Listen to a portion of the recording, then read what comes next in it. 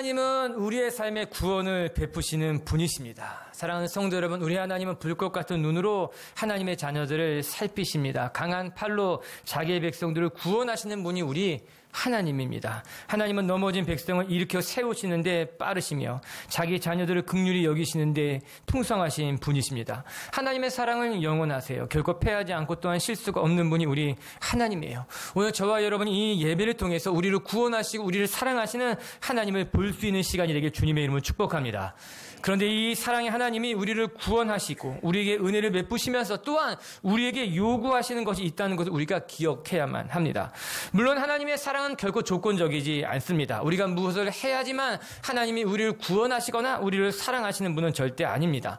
하나님의 사랑과 구원은 무조건적이에요. 절대적이에요. 정말 벌레만도 못한 우리들이지만 하나님은 우리를 위해 독생자 예수 그리스도를 내어주셨어요. 우리를 포기하지 않고 끝까지 사랑하시는 분이 우리 하나님이라고 하는 거예요.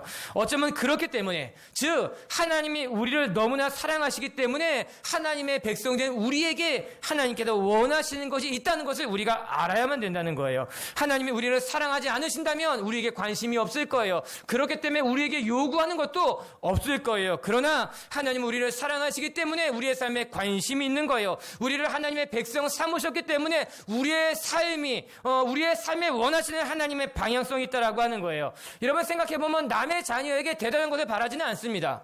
그냥 남의 자녀는 남의 자녀일 뿐이에요. 물론 우리 교회 공동체 자녀가 아니면 모르는 사람일 뿐이라고 하는 거예요. 그러나 내 자녀라면 우리는 내 자녀에게 바라는 것이 있습니다. 내 자녀라면 정직하게 살기를 바라는 거예요. 내 자녀만큼은 거룩하게 살기를 바라는 거예요. 내 자녀만큼은 하나님의 백성으로 정말 잘 살아가기를 우리가 원한다라고 하는 거예요. 하나님의 마음도 그와 동일하다라고 하는 거예요. 하나님이 우리를 자녀 삼아주셨기 때문에, 하나님이 우리를 너무나 사랑하기 때문에 우리 가운데 하나님의 원하시는 삶이 있다는 거죠. 하나님이 우리에게 원하시는, 요구하시는 것이 있다는 거예요. 그래서 오늘 본문은 이렇게 시작이 됩니다. 같이 한번 12절의 말씀을 읽어볼게요. 시작. 이스라엘아, 내 하나님 여호와께서 내게 요구하는 것이 무엇이냐? 곧 내 하나님 여호와를 경외하여 그의 모든 도를 행하고 뜻을 다하여 내 하나님 여호와를 섬기고, 오늘 본문은 이렇게 시작이 됩니다. 이스라엘아, 내 하나님 여호와께서 내게 요구하는 것이 무엇이냐? 즉 하나님께서 자기의 백성들에게 요구하는 것이 있다고 하는 거예요. 하나님이 우리를 사랑하시지 않는다면 요구하는 것이 없을 거예요. 그러나 하나님이 우리를 사랑하시기 때문에 하나님은 우리를 자녀 삼으시고 우리에게 마땅히 요구하는 것을 말씀하고 계시다라고 하는 거예요. 우리는 이 하나님의 요구하는 것, 말씀하시는 바, 원하는 것을 알아야만 됩니다. 하나님께서 우리에게 그리스도를 내주시고 아무것도 원하지 않아 내 마음대로 살아가, 이것이 절대 아니라고 하는 거예요. 이스라엘 백성들에게 약속의 땅을 차지하게 한 이후에 너희들 마음대로 살아가라, 그렇게 말씀하지 않았다라고 하는 거예요. 하나님이 오늘 이스라엘 백성들에게 약속의 땅을 주시고 나서 너희들이 그 땅에 들어가서 어떻게 살아가야 할지를 말씀하고 계신 것, 그것이 신명기의 말씀 아닙니까? 하나님이 우리를 구원하시고 난 다음에 구원받은 하나님의 백성은 어떠한 삶을 살아가야 할지를 하나님의 말씀을 통해 보여주고 있는 것 아니겠습니까? 맞아요. 오늘 빛의교회 성도 여러분, 저와 여러분의 삶에 하나님이 원하시는 것이 있다는 것을 기억할 수 있게 되길 바랍니다. 그리고 우리들의 삶이 하나님이 원하시는 모습으로 하나님이 요구하시는 삶을 살아낼 수 있는 하나님의 사람들이 되기를 바랍니다. 여러분, 하나님이 우리에게 요구하시는 것이 세상 사람들이 우리에게 요구하는 것과 본질적으로 다르다는 것을 우리가 배우게 됩니다. 여러분 13절의 말씀을 같이 한번 읽어볼까요? 시작.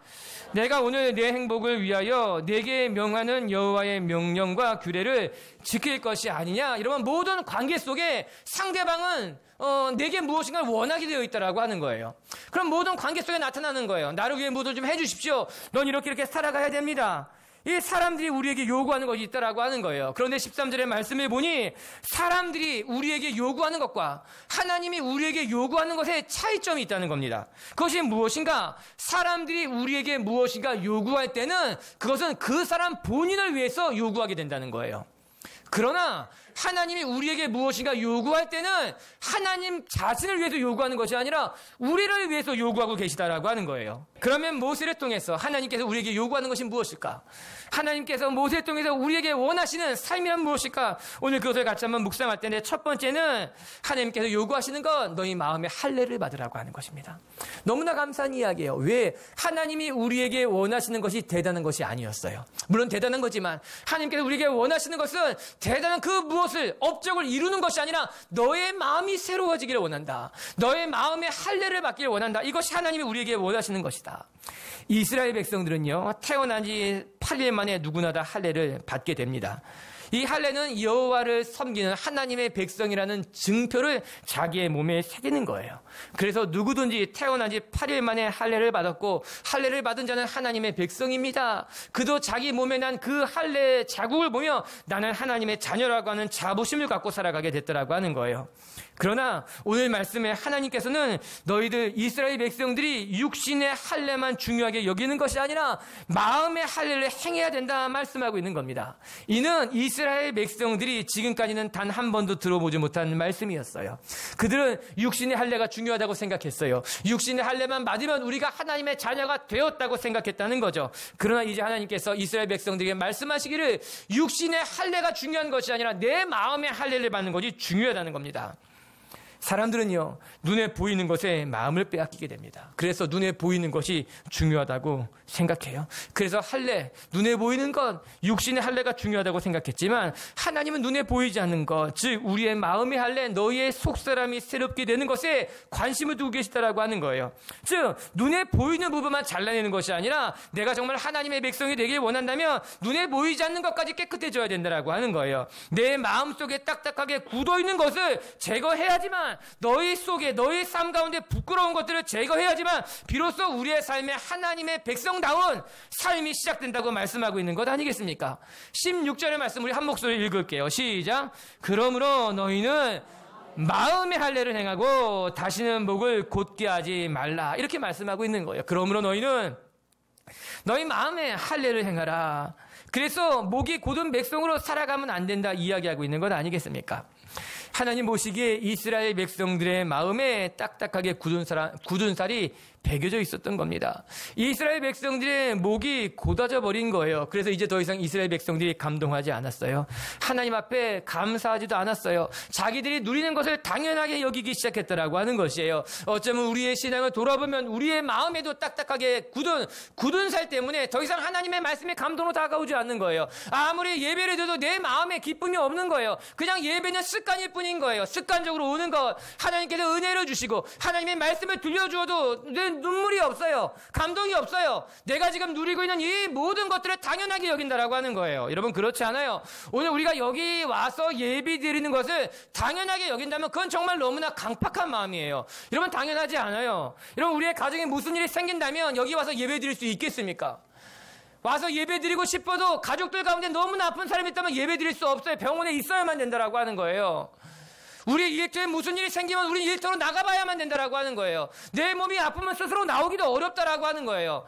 여러분 우리가 마음껏 찬송할 수 있는 것이요, 마음껏 기도할 수 있는 것이요 당연한 거라고요? 아니에요. 우리 아우리실에 가보면 알잖아요. 마음껏 기도할 수 없는 곳이 많아요. 마음껏 찬송 부르고 싶어도 찬송 부를 수 없는 곳이 많아요. 함께 예배를 드리고 싶은 사람이 모이고 싶어도 함께 예배 드리는 사람이 없는 곳도 너무나 많다라고 하는 거예요.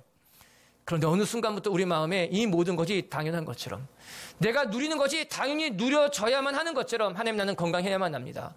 하나님 나는 부족함이 없어야만 합니다. 하나님 반드시 응답해 주셔야만 합니다. 우리 마음이 강팍해지기 시작하게 된 거예요. 딱딱하게 굳기 시작했다라고 하는 거예요. 아니에요. 하나님은 우리에게 말씀하고 있는 거예요. 내가 지금까지 당연히 여기던 그 모든 것들이 내게 베푼 은혜라는 것을 기억할 수 있도록 내 마음에 딱딱하게 굳어있는 굳은 살을 제거해버리라고 하는 거예요. 내 마음이 하나님의 마음으로 다시 한번 거듭 태어나야 된다고 말씀하고 있는 것 아니겠습니까? 그리고 보면 사람의 마음이 제일 중요합니다.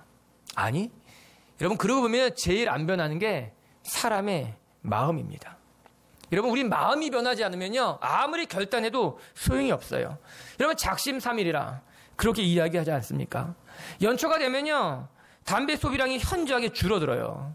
다들 연초에 금연을 다짐하는 거예요. 그런데 재미있는 것은요, 담배 공사라 그러나요?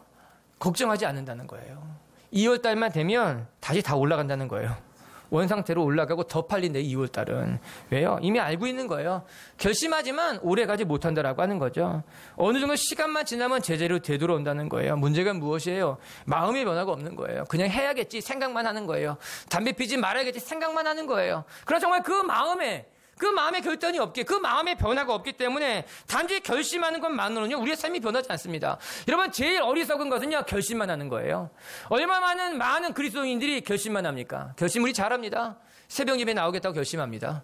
예배 빠지지 않겠다고 결심합니다. 내가 열심히 헌신하겠다고 결심합니다. 근데 그 많은 결심은 결심으로 끝납니다. 중요한 것은 우리 마음의 변화가 일어나야 되는 거예요. 정말 내가 예배를 드려야 되겠습니다. 내가 정말 기도하지 않고서는 내가 견딜 수 없습니다. 여러분, 그래서 바울은 우리에게 이렇게 권면하고 있어요. 로마서 12장 2절을 같이 한번 읽어볼게요. 시작.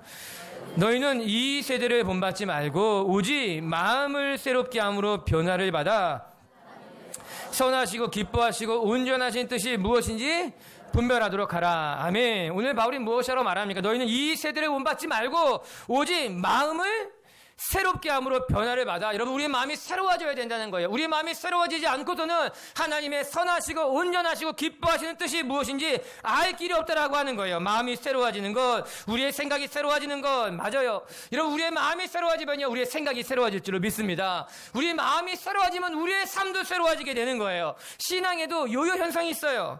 한때는 정말 열심히 기도했던 사람인데 지금은 기도하지 않아요.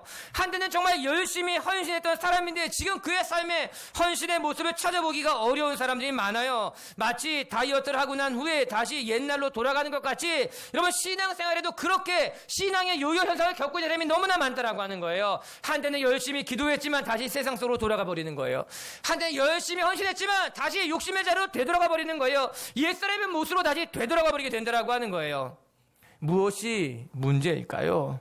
마음이 할례를 하지 않았기 때문인 거예요. 마음이 변하지 않은 거예요. 마음이 새롭게 변하지 않았기 때문에 그냥 다시 열심히 기도했다가 다시 되돌아가는 거예요. 다시 옛날을 그리워하게 되는 거예요. 세상 속에 살았던 모습들, 세상 속에 즐겼던 것들. 그래서 삶의 변화는 없고 늘 쳇바퀴 도듯한 신앙생활만 계속 반복되게 된다고 하는 거죠. 사람은 체질이 바뀌어야 한다고 이야기합니다. 저는 그 말에 완전 동의합니다. 맞아요. 체질이 바뀌어야만 돼요. 여러분, 우리의 몸도 체질이 바뀌는 거죠. 우리의 신앙도 체질이 바뀌는 거죠. 세상의 것을 기뻐하고 즐거워하는 사람이 이제 하나님의 말씀, 하나님의 나라를 기뻐하고 즐거워하는 마음으로 그 삶의 체질이 완전히 바뀔 때 비로소 우리는 신앙의 요요 현상을 겪지 않게 된다라고 하는 거예요. 그리고 이렇게 체질이 바뀌는 것이 우리의 삶에 너무나 중요한 일이라고 하는 거예요. 빌립보서 3장 8절에는 바울의 고백이 이렇게 나와요. 제가 읽어드리면, 또한 모든 것을 해로 여기면 내 주 그리스도 예수를 아는 지식이 가장 고상하기 때문이라. 내가 그를 위하여 이 모든 것을 잃어버리고 배설물로 여김은 그리스도를 얻기 위함이다. 여러분, 바울은 지금까지 세상의 학문을 쫓았어요. 세상의 가르침 따라 살아왔던 사람이에요. 그는 이미 많이 이룬 사람이었어요. 이미 존경을 받을 만한 위치까지 갔던 사람이라고 하는 거예요. 그런데 그가 다메섹에 가던 길에 예수 그리스도를 만나고 나서 무엇이라고 고백하는가? 내가 지금까지 중요하게 여겼던 것, 내가 지금까지 배우고 본받았던 것들, 내 삶을 지탱했던 그 모든 것들, 세상 사람들은 그것이 가장 값진 것이라고, 세상 사람들은 그것을 다 부러워하지만 나는 이제 그것을 부러워하지 않습니다. 나는 세상 사람들이 부러워한 그 모든 것들을 이제 배설물처럼 여기게 됩니다. 바울의 삶의 변화가 일어난 거예요. 그의 마음의 변화가 일어난 거예요. 전에는 세상의 학문이, 저새는 세상의 가르침이, 전에는 세상 사람들 앞에 존경받는 것이 그의 마음에 가득했지만 그가 예수님을 만나고 난 이후에 이제 그의 마음에 가득한 것은 세상 것들이 아니라 예수 그리스도를 따라 살아가는 삶, 예수 그리스도를 전하고 증거하는 삶이 그의 마음속에 가득 채워졌다는 거예요. 그리고 나서 그는 고백해요. 난 그 모든 것들을 배설물처럼 여깁니다. 그게 그렇게 내게는 중요하지 않습니다. 이야기한다는 거죠. 우리가 읽고 있는 신명기는 약속의 땅에 들어가기 전에 모세가 이스라엘 백성들에게 전하는 세 편의 설교로 구성되어 있다고 이야기했어요. 이제 이스라엘 백성들이 약속의 땅에 들어가면 어떻게 살아가야 할지를 모세를 통해서 하나님이 아주 소상하게 말씀해 주고 있는 겁니다. 지금까지 이스라엘 백성들이 애굽에서 또 광야 40년 동안 어떻게 살았던지 그건 중요하지 않다는 거예요. 너희가 노예로 살아왔던지, 너희가 도망자로 살아왔던지, 또 너희가 광야에서 불평과 원망 속에 살아왔던지 그건 이제 중요하지 않아. 대신 약속의 땅에 들어가면 너희는 마음의 할례를 받고 하나님의 백성답게 살아가라. 오늘 그렇게 말씀하고 있는 것 아니겠습니까? 오늘 빛의 교회 성도 여러분, 우리도 지난 과거의 삶이 그리 크게 중요하지는 않을 것입니다. 내가 어떤 실수를 했던지, 어떤 부끄러운 역사를 가지고 있던지, 아니면 또 내가 얼마나 대단한 일을 해왔던지, 그것보다 더 중요한 것은 이제 우리가 하나님을 만났고 하나님의 백성이 되었음에 우리 마음에 할례를 행하는 거예요. 우리 마음이 새로워지는 거예요. 그래서 하나님 앞에 더 온전한 하나님 보시기에 거룩한 사람으로 거듭 태어나게 되는 것 아니겠습니까? 빛의 교회 성도 여러분 마음이 다시 감동을 회복하고 눈물을 회복하고 작은 일에도 감사를 회복하는 분들이 되길 주의 이름으로 축복합니다. 그러기 위해서 우리 마음에 할례를 행하고 우리 마음이 새로워진다면 저와 여러분이 하나님 앞에 부끄럽지 않은 삶을 살아가게 될 줄로 믿습니다. 두 번째, 오늘 말씀을 통해 또 깨닫게 되는 것은 우리의 마음에 할례를 행했다면 우리는 그 할례 받은 마음이 변질되지 않도록 지켜가야 된다라고 하는 거예요. 우리 16절 말씀을 다시 한번 읽어볼까요? 시작. 너희는 마음의 할례를 행하고 다시는 목을 곧게 하지 말라. 여기서 중요한 부사가 하나 등장하는데 다시는 이란 단어예요. 두 번 다시는 반복하지 말라는 겁니다. 다시 그 자리로 되돌아가지 말라라고 하는 거예요. 너희가 마음의 할례를 행하고 다시는 이제 목을 곧게 하지 말아라 이렇게 말씀하고 있는 거예요. 다시는 마음이 강팍한 자가 되어서는 안 된다는 겁니다. 첫 번째, 마음의 변화가 중요하다면 두 번째는 변화된 마음을 지키는 것이 중요하다는 것을 가르치고 있는 대목이에요. 저는 성경을 읽으면서 참 가슴 아픈 구절 중에 하나가 사무엘상 15장에 나와요. 하나님께서 사울을 왕으로 세우신 것을 후회하는 장면이에요. 한번 같이 읽어보십시다. 우리 사무엘상 15장 17절부터 19절인데 읽어볼까요? 사무엘이 이르되 왕이 스스로 작게 여길 그때에 머리가 되지 아니하셨나이까. 여호와께서 왕에게 기름을 부어 이스라엘 왕을 삼으시고 또 여호와께서 왕을 길로 보내시며 이르시기를 가서 죄인 아말렉 사람을 진멸하되 다 없어지기까지 치라 하셨거늘 어찌하여 왕이 여호와의 목소리를 청종하지 아니하고 탈취하기에만 급하여 여호와께서 약하게 여기시는 일을 행하였나이까. 사울이 자기 자신을 스스로 작게 여길 때에 하나님이 기뻐하셨다는 거예요. 하나님이 사울을 그 많은 사람들 가운데 세우신 것은 사울 마음이 겸손한 사람이었어요. 자기 자신을 스스로 작게 여기는 사람이었기 때문에 여러분, 사울이 처음부터 악했던 것이 아닙니다. 사울은 처음에는 하나님 보시기에 참 괜찮은 사람이었어요. 겸손한 사람이었어요. 이스라엘 가운데 세울 만한 훌륭한 사람이어서 하나님이 그를 세웠다라고 하는 거예요. 그러나 어느 순간에서부터 사울의 마음이 변하기 시작하게 된 거예요. 다르게 말하면 사울이 자기 마음을 지키지 못한 겁니다. 스스로 작게 여길 때 하나님이 그를 왕으로 세우셨지만 이제는 그의 마음에 욕심이 탐욕이 들어가서 여호와의 목소리를 청종하지 아니하였다 이야기합니다. 탈취하기에만 급급했다고 성경이 이야기해주고 있는 것 아니겠습니까? 안타까운 일인 거예요. 사울은 하나님이 주셨던 그 첫 마음을 지키지 못한 채 다 잃어버리게 됩니다. 그 첫 마음을 잃어버리면서 그의 삶도 무너지기 시작했더라고 하는 거예요. 우리의 삶에 마음의 할례를 받는 것은 참으로 중요한 일일 것입니다. 그런데 그보다 더 중요한 것은 그 마음을 끝까지 지키는 거예요. 신앙을 갖는 것도 중요하지만 신앙을 지키는 것도 중요하죠. 잠언 4장 23절에 모든 지킬 만한 것 중에 더욱 내 마음을 지키라. 생명의 근원이 이에서 남이다. 신명기 4장 9절에 오직 너는 스스로 삼가며 내 마음을 힘써 지키라. 그리하여 내가 눈으로 본 그 일을 잊어버리지 말라. 내가 생존하는 날 동안에 그 일들이 내 마음에서 떠나지 않도록 조심하라. 너는 그 일들을 내 아들들과 내 자손들에게 알게 하라. 성경에는 마음을 지키라는 말씀이 끊임없이 반복되고 있습니다. 마음을 지키는 것이 하나님이 오늘 우리에게 원하시는 일이라고 하는 거예요. 왜? 그만큼 우리가 마음을 잃어버리기 쉽기 때문인 건 아니겠습니까? 저는 우리 빛의교회 성도들이 마음을 잘 지켜낼 줄 아는 거룩한 분들이 되길 주님의 이름으로 축복합니다. 최고의 성형은 다이어트라고 말합니다. 공감하시죠? 그래요. 처음은 피부였어요. 최고의 성형은. 그리고 이제는 다이어트래요. 맞는 말 같아요. 좀 몸을 좀 줄이면 옷도 잘 맞고 좋아요. 그런데 그보다 더 좋은 성형은 속사람을 깨끗하게 하는 거예요. 40이 넘으면 자기 얼굴에 책임을 져야 된다고 이야기합니다. 그것은 비단 40뿐이 아닐 것입니다. 젊은 사람들도 그의 얼굴을 보면 선명하지는 않지만 그의 속마음이 이렇게 비춰지는 것 같아요. 마치 습자지 아래 무엇인가 놓고 습자지를 덮었을 때처럼 무엇인가 선명하지 않지만 여러분, 사람은 속에 있는 것이 밖으로 드러나기 마련입니다. 그 사람이 어떤 삶을 살았는지 어떤 생각을 하고 있는지 그 속의 것이 바깥으로 다 드러나기 마련인 거예요.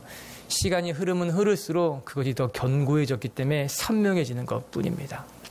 오늘 우리가 다이어트를 위해서 성형 더 예뻐지기 위해서 우리의 몸을 만지기 전에 전 우리가 우리의 속사람을 만질 수 있게 되길 주의 이름으로 축복합니다. 그래서 세 번째 우리가 기억해야 될 것은 하나님은 우리의 중심을 보시는 분이라는 것을 잊지 말아야 된다는 거예요. 우리 17절을 같이 한번 읽어볼게요. 시작. 너희의 하나님 여호와는 신 가운데 신이시며 주 가운데 주시오 크고 능하시며 두려우신 하나님이시라. 사람을 외모로 보지 아니하시며 뇌물을 받지 아니하시고 우리 하나님은 크고 위대하신 하나님이에요. 그리고 그 여호와 하나님은 사람을 외모로 보지 아니하시고 그 사람의 중심을 보시는 분이다. 성경 그렇게 이야기하고 있어요.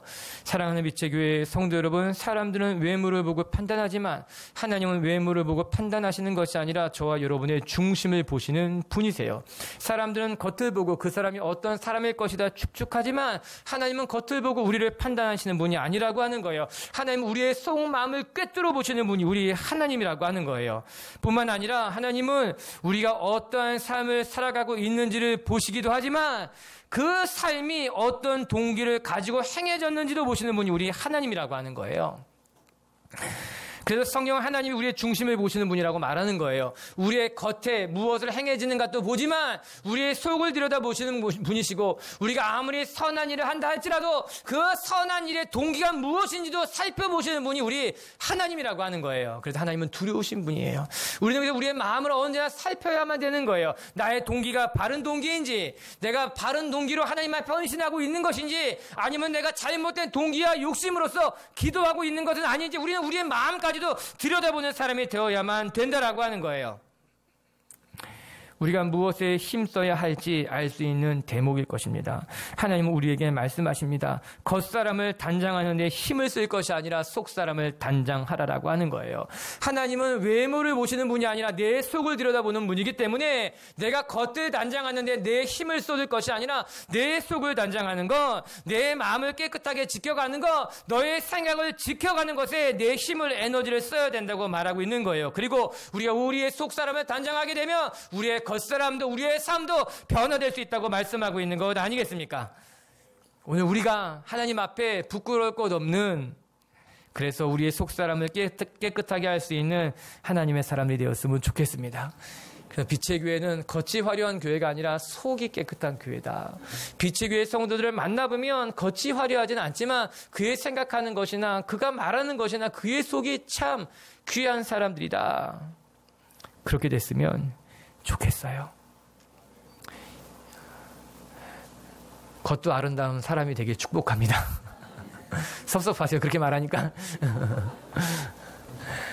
그래요. 속이 아름다우면, 제가 이렇게 사람들을 만나보면요, 속이 아름다운 사람은 겉이 아름답습니다. 객관적인 비율, 이런 거, 이목구비, 이런 건 좀 못하다 하더라도요, 사람을 만나보면 참 아름답습니다. 좋은 사람도 있다는 거예요. 왜 그럴까? 우리 속에 있는 것이 드러나기 때문인 거예요. 말씀을 정리합시다. 오늘 하나님께서 모세를 통해 이스라엘 백성들에게 말씀하고 계십니다. 내가 너희를 구원한 것, 내가 너희를 사랑한 것, 단지 누릴 것만이 아니라 하나님이 우리에게 요구하는 것이 있다는 거예요. 오늘 하나님이 우리에게 요구하는 것이 있음은 성경이 그렇게 이야기하고 있지 않습니까? 그런데 감사한 것은 하나님이 저와 여러분에게 무엇인가를 요구하는 것은 우리 자신을 위한 것이라는 거예요. 너의 행복을 위하여 하나님이 내게 명하는 것을 기억하라. 오늘 우리가 하나님의 말씀을 지키면, 우리가 오늘 하나님의 말씀 따라 살아가게 되면 저와 여러분의 삶에 하늘의 복이 임할 줄을 믿습니다. 우리는 언제 행복한가? 하나님의 말씀 따라 살아갈 때 가장 행복한 사람이고요. 하나님의 말씀을 준수하며 살아갈 때 가장 행복한 사람들이 저와 여러분인 줄 믿습니다. 그렇기 때문에 우리 첫 번째, 우리가 늘 마음의 할례를 행하는, 늘 우리가 우리의 마음을 거룩하게 할 수 있는 하나님의 사람들 되길 주님의 이름으로 축복합니다.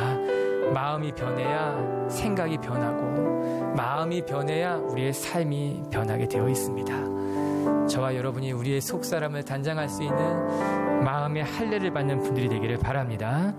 두 번째, 우리가 마음의 할례를 받았다면, 우리 마음이 새로워졌다면 그 마음이 변질되지 않도록 잘 지킬 수 있는 하나님의 사람들에게 주의 이름으로 축복합니다. 어쩌면 마음을 지키는 것이 더 힘든 일일 줄 모릅니다. 신앙을 지키는 것이, 기도의 자리를 지키는 것이, 말씀대로 살아가도록 내 신앙을 지키는 것이 더 힘든 일일지도 모릅니다.